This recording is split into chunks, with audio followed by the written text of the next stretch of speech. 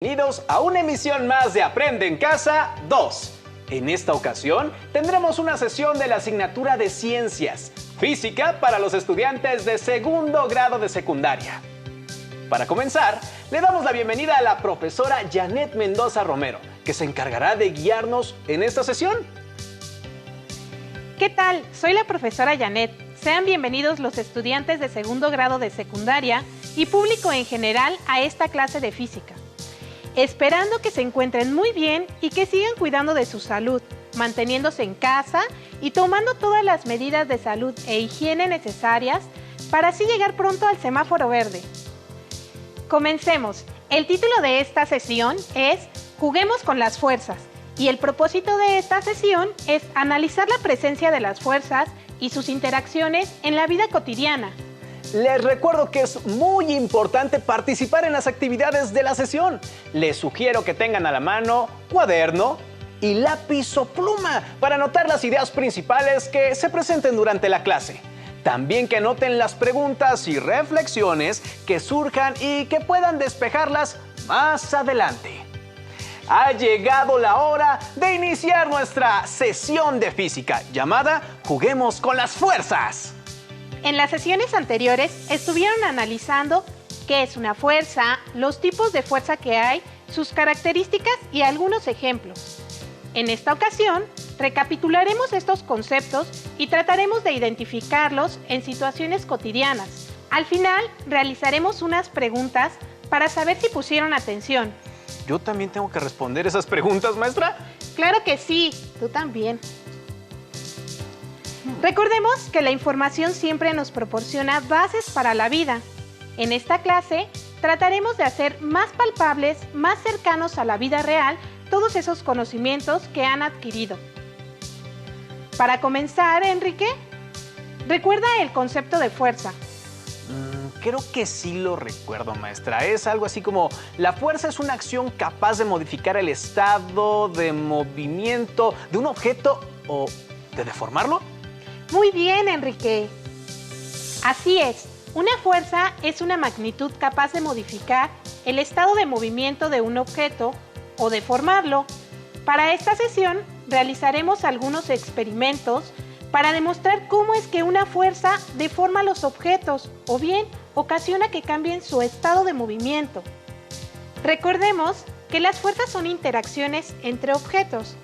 Ahora sí, vamos con el primer experimento. Ejemplo 1. Aquí tenemos un carrito de fricción. ¿Qué interacción podrías tener con el carrito para que cambiara su estado de movimiento? Pues podría aventarlo o podría jalarlo, ¿no? Ese empujón que le diste al carrito es una fuerza y esa fuerza fue lo que ocasionó el movimiento del carrito. Entonces, ¿jalar o empujar algo es aplicar una fuerza? Exactamente. Ahora vamos con el ejemplo 2. Toma ese pedazo de plastilina. Esta vez, la interacción que tengas tendrá que deformar la plastilina. Entonces, jalar o empujar no servirá, ¿cierto? No lo sé. Inténtalo. A ver. Jalo. Y comprimo. Sí sirvió. Así es, Enrique. Tienes razón.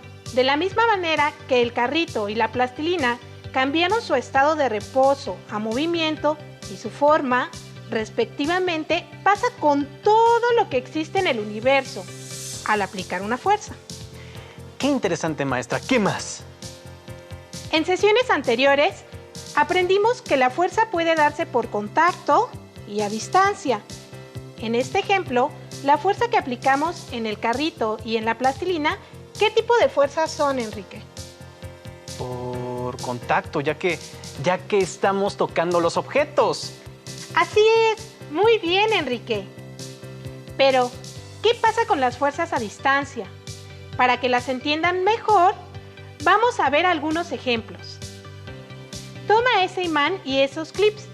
para comprobar las fuerzas a distancia.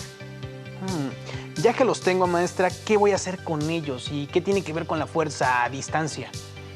Bueno, pues las fuerzas a distancia son aquellas que no tienen un contacto físico. Para empezar con esta actividad, vamos a poner el imán alejado de los clips y observemos qué es lo que pasa.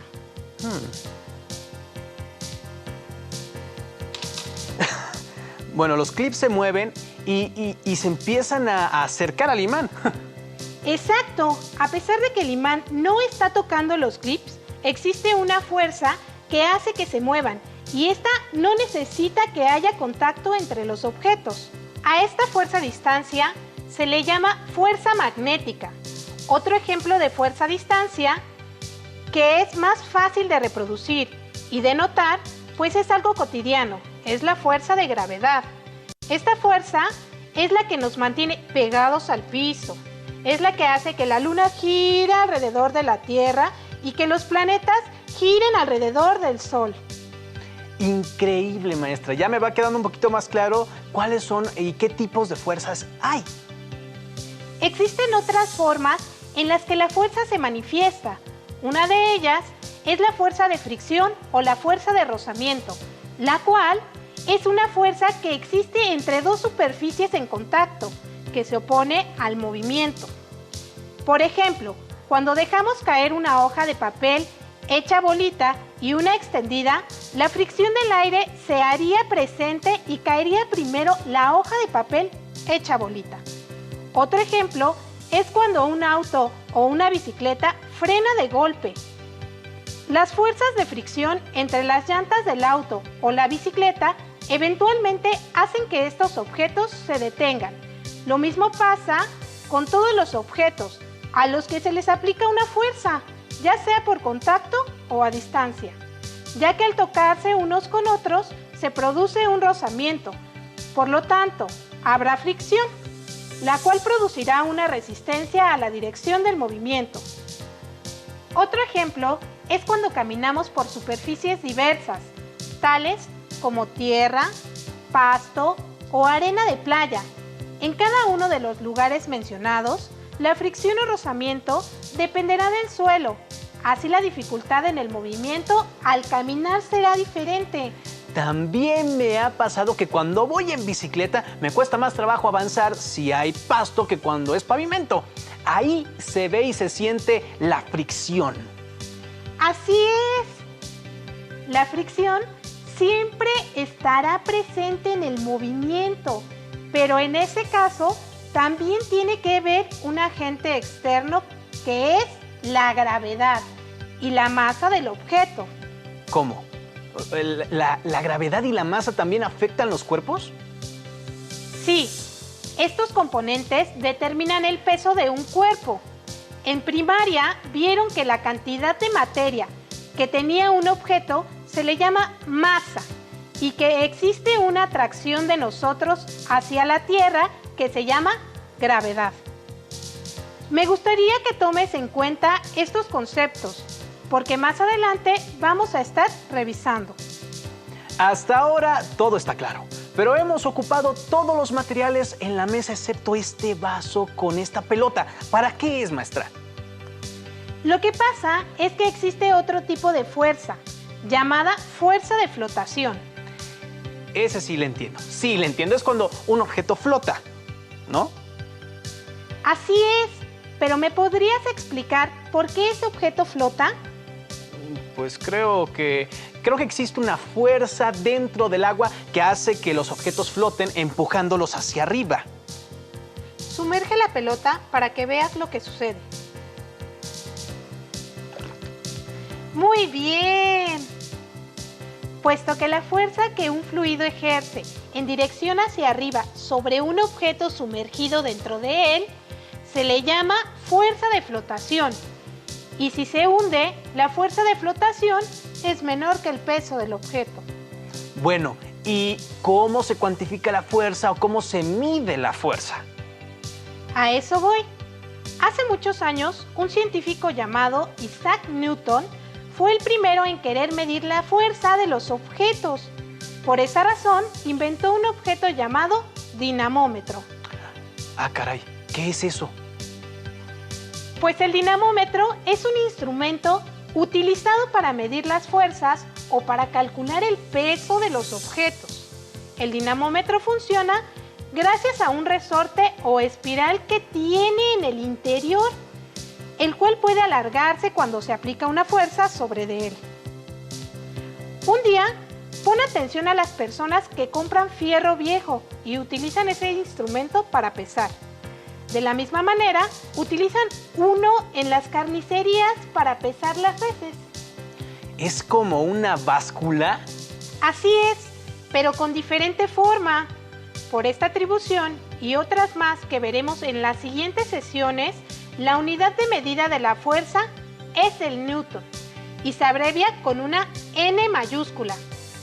Maestra, ¿y cuál es la equivalencia de 1 kilogramo a newton? 1 kilogramo es igual a 9.81 newtons. Por ejemplo, cuando su mamá los mande por las tortillas, sabrán cuánta fuerza están utilizando para cargarlas, haciendo una sencilla multiplicación. El número de kilos por 9.81 y el resultado es en newtons. Perfecto, acabo de entender cuál es mi fuerza. Las fuerzas, sin importar si son a distancia o por contacto, se representan con una flecha. La longitud de la flecha representa la magnitud y la punta de la flecha la dirección de la fuerza aplicada. A estas flechas se les llama vectores. Si quisiéramos representar los ejemplos del carrito o de la pelota o de la plastilina, ¿cómo podríamos hacerlo? Pues tendríamos que dibujar el objeto y ponerle las flechas que indican la fuerza que aplicamos. Vectores, se llaman vectores. Ya no les digas flechas. Está bien, maestra. Entonces tendríamos que dibujar la pelota, el carrito o la plastilina y trazar los vectores de las fuerzas que aplicamos. Eso está mejor. Pero ¿qué pasa si no somos buenos dibujando? O si el objeto al que aplicamos la fuerza se parece a la casa de la imagen, o tuvieras que indicar las fuerzas que aplica un jinete mientras monta a caballo.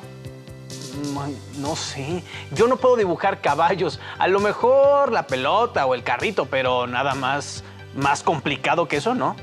A lo mejor muchos estudiantes sí pueden hacerlo, pero seguro se enfadarían después de dibujar el segundo caballo. Es por eso, y para facilitarnos un poco el trabajo, que en lugar de hacer dibujos tan detallados, simplemente representamos a los objetos con un cuadrado.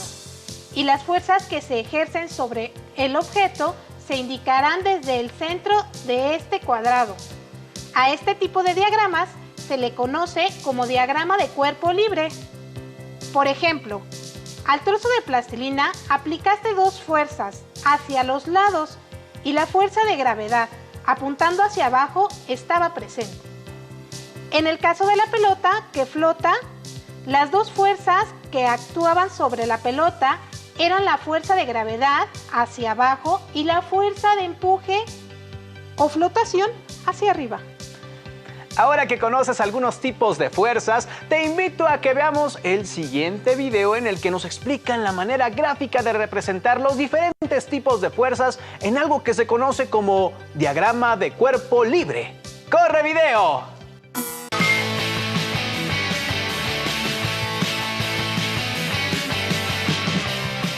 Uf, no, está pesadísimo. Que necesito ayuda. A ver, una vez más. 1, 2, 3. No voy a poder. La situación en la que se encuentra Emanuel es la de una persona ejerciendo una fuerza sobre un cuerpo. Para representar las fuerzas que actúan sobre un cuerpo, se utiliza un diagrama de cuerpo libre, el cual facilita identificar las fuerzas que intervienen sobre diferentes objetos. Las fuerzas se representan a través de flechas, a las cuales se les denomina vectores, y tienen magnitud, dirección y sentido. Cuando un cuerpo está apoyado en una superficie, se identifican dos fuerzas. Un tipo de fuerza es el peso. el cual se identifica con una letra W minúscula y en cursiva, y se representa con un vector en posición vertical con dirección hacia abajo. Otro tipo de fuerza es la fuerza normal, misma que se representa con una letra N mayúscula y que se define como la fuerza que ejerce una superficie sobre un cuerpo apoyado sobre ella. La fuerza normal es de igual magnitud y dirección que el peso, pero en sentido contrario. Esta fuerza se relaciona con la tercera ley de Newton, también conocida como ley de acción y reacción, ya que la superficie ejerce sobre el cuerpo una fuerza de la misma magnitud y de sentido contrario. Ahora bien, si un objeto está suspendido en lugar de estar apoyado en una superficie, entonces la fuerza que contrarresta al peso es la fuerza de tensión, pero en sentido contrario. La fuerza de tensión se representa con una letra T mayúscula. Veamos algunas situaciones en donde las fuerzas actúan sobre los diferentes cuerpos y la manera en que estas situaciones se representan en un diagrama de cuerpo libre. Observa la caja que está sobre la mesa. En esta situación hay dos fuerzas actuando sobre la caja y la mesa. Estas fuerzas son el peso y la fuerza normal. Para hacer el diagrama de cuerpo libre, se utiliza un plano cartesiano, sobre el cual se trazan los vectores que indican la magnitud, el sentido y la dirección de las fuerzas. ¿Has roto una piñata? Observa la piñata que está colgada del techo, esperando el momento de la acción. Una de las fuerzas presentes es el peso de la piñata, que actúa en forma vertical hacia abajo. La otra fuerza que actúa sobre la piñata es la que ejerce la cuerda que la sostiene y que es opuesta a su peso, es decir, la fuerza de tensión, la cual actúa hacia arriba. Este sería el diagrama de cuerpo libre que representa las fuerzas que actúan sobre la piñata. ¿Has visto una balanza de platillos? Es un instrumento que se utiliza para comparar la masa de dos objetos.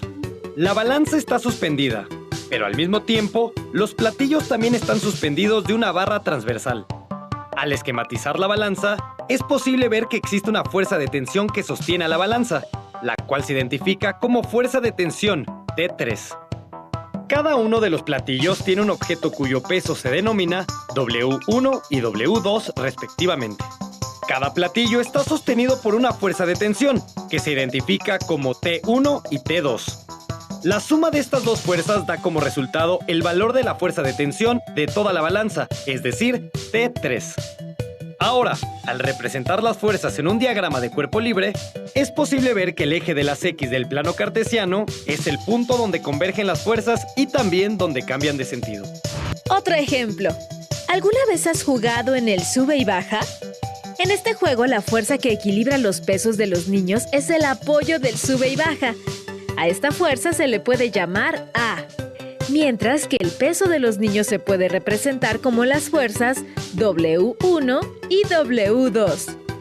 Ahora, al representar las fuerzas en el plano cartesiano con un diagrama de cuerpo libre, es posible observar que el eje de las X corresponde con la barra del balancín, que los vectores que representan el peso de los niños quedan por encima del mismo eje de las X en sentido vertical y con dirección hacia abajo, y que la fuerza que ejerce el apoyo se representa con un vector debajo del eje de las X con sentido vertical, pero dirección hacia arriba. ¡Qué interesante! Identificar y representar en un diagrama las fuerzas que mantienen a un cuerpo en equilibrio siempre será de utilidad para resolver algunos problemas. ¿Te atreverías a representar las fuerzas involucradas en una situación que te sea cotidiana a través de un diagrama de cuerpo libre?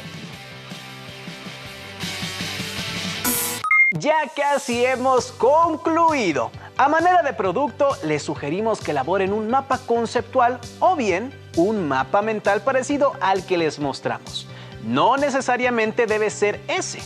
Utilicen ejemplos de su vida cotidiana para demostrar la existencia de la fuerza. Para definiciones que les piden, pueden utilizar sus propias palabras, buscar la información en su libro de texto y, si es posible, también investigar en Internet. Pongan mucha atención al siguiente video, pues nos van a dar información importante sobre cómo podemos comprender de forma más sencilla todo lo que hemos aprendido sobre el concepto de fuerza. ¿Y ahora tú? ¿Qué te preocupa? Ay, sigo dando vueltas a la clase. Es demasiada información. Además, el profesor quiere que prepare una exposición en 2 días con todo eso. Tranquilízate. A ver, ¿cómo podemos simplificar la explicación del tema para demostrar lo que aprendimos o para estudiar mejor? Con un diagrama conceptual. Primero, debemos de tener claro qué es un diagrama conceptual, ¿de acuerdo? Exacto, es como un resumen, pues rescata aspectos importantes de un tema. En este caso, los conceptos se acomodan en un esquema, cuya función principal es transmitir información visualmente, de la manera más sencilla y directa posible. ¿Qué les parece si elaboramos un diagrama sobre el tema que acabamos de ver en clase? Para construir un diagrama conceptual, lo primero que necesitamos es tener claro el tema, es decir... Las fuerzas. Exactamente. ¿Tienes tus apuntes? Sí. ¿Y tu libro de texto? Lo tengo. La característica principal de un diagrama conceptual es que se construye con un orden jerárquico, es decir, se parte de un concepto o idea general que después se relaciona con otros conceptos o ideas más particulares. Como ya tenemos identificados los conceptos, ahora los colocamos en círculos, óvalos o rectángulos, y luego los unimos con líneas o flechas que contengan palabras de enlace. ¿Qué son las palabras de enlace? Son las palabras que sirven para conectar las ideas. Los pasos generales para elaborar un diagrama conceptual son: tomar el contenido de tu libro de texto, tus apuntes o tus conocimientos. Decidir cuál es el concepto principal. Identificar los conceptos clave. Ordenar los conceptos de manera jerárquica. Organizar las ideas con figuras y líneas. Y hacer los ajustes finales al diagrama. Ahora, apliquemos estos pasos para hacer un diagrama sobre el tema que te está quebrando la cabeza. Después de haber estudiado el tema, elegimos el concepto o idea central, en este caso, las fuerzas. Continuamos eligiendo una idea particular que puede ser la definición de fuerzas, la cual es acciones que producen movimientos, cambio de dirección o deformación de los objetos, y la escribimos dentro de otro óvalo. Posteriormente unimos ambos óvalos con una línea. ¡Ya sé! Las fuerzas son el tema central. Ajá, muy bien. Continúa. Y entre ambas líneas va la palabra de enlace, ¿no es así? Vas recordando cómo se hace. Ahora, ¿cómo relacionas las fuerzas con la idea siguiente? Las fuerzas son las acciones que producen los cambios. Así es. Entonces, ¿cuál es la palabra de enlace? Son. Por eso queda de la siguiente manera. Las fuerzas son acciones que producen movimientos, cambios de dirección o deformación de los objetos. Así es. De este modo, la palabra de enlace conecta ambas ideas. Con mucha frecuencia, la palabra de enlace es un verbo. En fin, es la manera de conectar dos ideas. Ahora vamos a anotar más conceptos asociados, describiéndolos brevemente. Esto se va viendo menos complejo. Te lo dije. Es importante jerarquizar, es decir, ordenar las ideas en conceptos secundarios, terciarios, etc. Para esto, colocamos las ideas más generales en la parte superior de la lista y las más específicas en la parte inferior. Entonces, anotamos los dos tipos de fuerza, de contacto y a distancia, usando palabras de enlace, descriptores breves y ejemplos de cada tipo. De acuerdo. Ok, ahora continuemos agregando ideas. ¿Recuerdas cómo se representa gráficamente las fuerzas? Sí, claro, con vectores. Lo anotaré aquí. El diagrama conceptual se va completando al añadir ideas dentro de óvalos conectados con líneas, definiendo la ubicación correcta para cada idea e insertando las palabras de enlace. Podemos enriquecer el diagrama si añadimos que la unidad con que se miden las fuerzas es el newton. Por último, en nuestro diagrama podemos mencionar cómo las leyes de Newton explican la relación entre las fuerzas y el movimiento de los cuerpos. Ten en cuenta que el diagrama conceptual es dinámico, es decir, Podemos adaptar su forma conforme añadimos ramificaciones con ideas y definiciones nuevas. Ahora comprendo mejor los diagramas conceptuales. Estos contienen información básica organizada y necesaria para comprender una serie de ideas y la relación entre ellas dentro de un tema de estudio. Esto me va a servir perfecto para mi exposición. O para estudiar para el examen. ¿Examen? Espero que este video les haya resultado útil para poder organizar toda la información de todo lo que hemos aprendido sobre fuerzas. Espero que hayan aprendido algo nuevo en esta sesión. Les sugiero que consulten su libro de texto para poder resolver algunas dudas. No olviden mantenerse en casa, lavarse las manos frecuentemente y estar informados. Agradezco su intervención en esta sesión, maestra, y los invito a encontrarse en la próxima. No olviden guardar las actividades realizadas para poder compartirlas. ¡Hasta pronto!